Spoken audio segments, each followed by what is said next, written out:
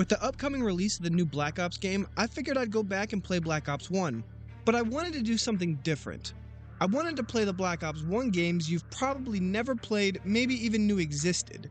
If you're a gamer, then you definitely know what Black Ops 1 is. You know how iconic it is, how good this game is. But did you know this game was also released for the Wii? Well, what about the DS? I bet you didn't know it was also released for mobile. If you're surprised to hear any of this, wait until you see the gameplay. I guarantee you're going to be shocked. I'll be playing each variation of Black Ops 1 on each console, and I'll let you form your own opinions. If you enjoy the video, like and subscribe, and let's get into it. Now, Black Ops 1 on mobile isn't the full game, but it does have zombies, so I'm definitely not complaining. And no, this is not a mod or player made, this is an actual release by Call of Duty. I mean, you can tell because you can buy a revive with COD points, which cost real money after buying the game for $8. Regardless, this is still a great game to own in general, especially compared to average mobile games we're stuck with today. And even though this is the same Black Ops 1 zombies we're used to, it finds a great way to be unique. I mean, look at this main menu. It's in that cool retro style that the old zombies loading screens are in. Here you can choose to play single player or multiplayer.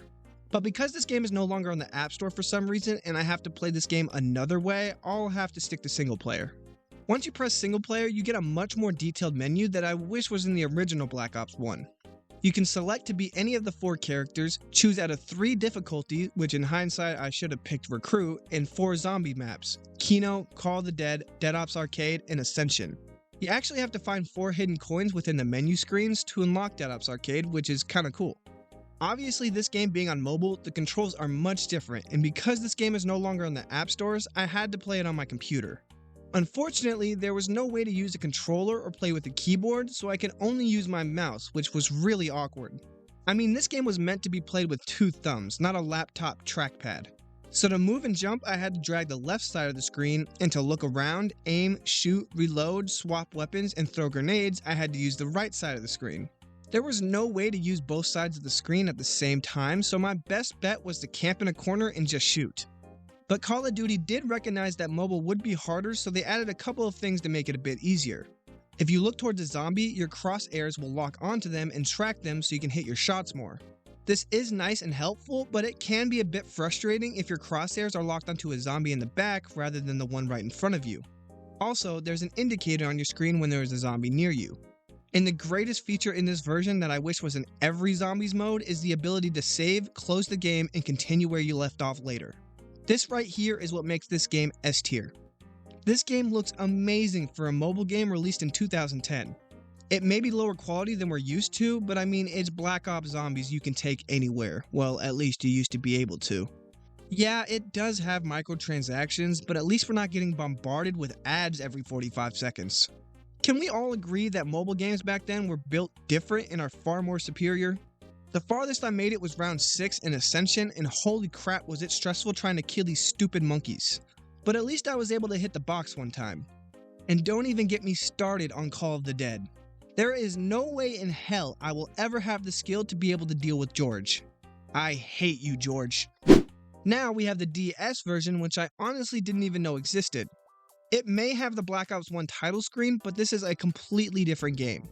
Completely different storyline, zombies, and overall look. When I loaded this up, I didn't know what I was expecting, but this was definitely not it. The graphics are obviously not the best being on the DS, but that's to be expected. The controls were really hard to get used to though. On a controller, you have 2 joysticks to look around and move. However, on the DS, you have a D-pad on one side and 4 buttons on the other. These are pretty much your joysticks. It was really hard training my brain that the 4 buttons I usually use to do other things, I now use to look around. So half the time I was walking around like a disabled bag of potato chips. And because you use these 4 buttons to look around, that leaves 2 buttons left, which are the triggers to aim and shoot, so all the other actions must be done on the touchscreen. That includes mantling, throwing grenades, knifing, switching weapons, and reloading. So if you need to do any of these things, you'll have to take your hand off the D-pad or the buttons to touch the screen, which can be a little annoying. But at least you can see the map on the bottom screen while you play. Like I mentioned, this storyline is much different, but it does tie directly into the original Black Ops 1 campaign, so if you're a huge Black Ops 1 fan, you'd love this. It offers a different perspective on the story, fills in some holes and gaps, and offers more background on main characters, specifically Shaw due to him being the main character. It's pretty similar to the original Black Ops with Mason flashing back and recounting all his missions, except now it's Shaw doing it. I honestly loved Shaw in the original Black Ops campaign, so it's really cool to see what he's gone through and how important he was.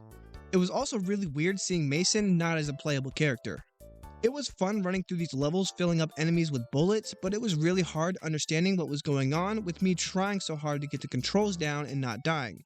I might have to go back and replay the missions to fully appreciate them.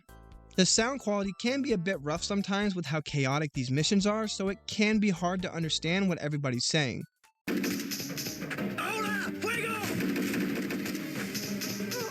Now let's talk about zombies, and well, it's rough. There are 4 really small maps you can choose from, and they're all very similar. They have 2 guns on the wall, one really crappy and slow M18, and a slightly better gun for 1800 points. If I'm spending 1800 points for a wall gun, it better be good till at least round 10. This gun takes 5 shots to the body on wave 3. Like, seriously? These are the only 2 weapons I could find for every map. And to make things worse, it only takes 1 hit to go down, so make sure you master those funky controls quick. Surely you can just buy Juggernog and take more hits, right? Wrong. There are no perks in this game. In fact, there are no wonder weapons or pack-a-punch in this game either.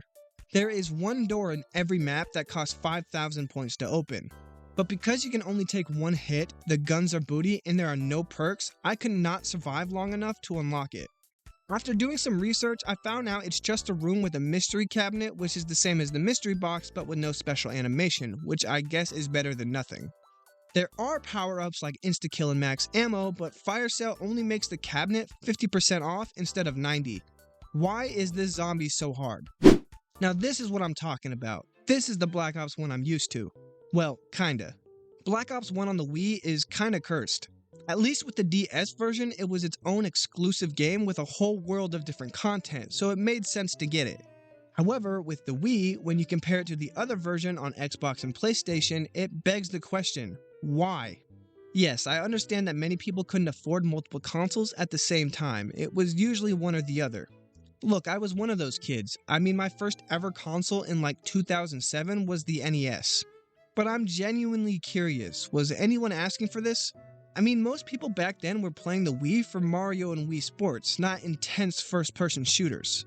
But I guess 84,000 people did decide they wanted this game on the Wii the first week, which is kinda low compared to Xbox's millions, but it's still more than I thought. Though this game is missing a lot of features and is not nearly as visually appealing, it's still pretty fun. And it can be so goofy looking, it'll make you laugh.